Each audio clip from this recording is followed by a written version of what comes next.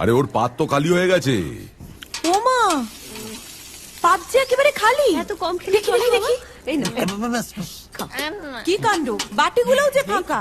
মাত্র 29 পিস মাংস খেলে কি পেট ভরে বাবা? তাই তো। মা, ও মা, কোথায় গেলি মা? মাংস দে তাড়াতাড়ি আ। ও মা, বাবা ছোট কাকিমা খুব ভালো মাংস রান্না করে, খা।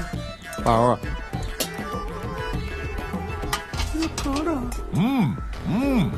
শুরু করো।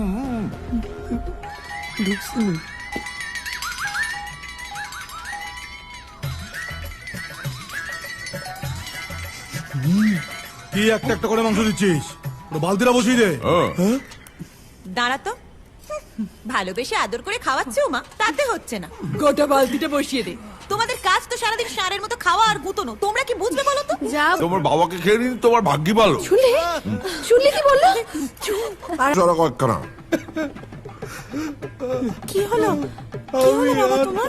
এত আরে ওর পাত খালি তো। মিষ্টি দাও। কি কি হয়েছে বাবা? মিষ্টি মিষ্টি নিয়ে আরে খাও খাও, এইটুকু বসে এই অবস্থা তোমাদের।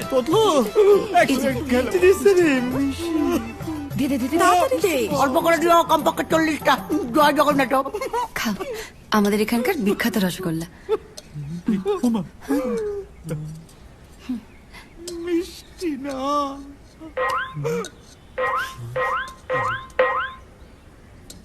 খা। ছলো ছলো নয়নে হাসি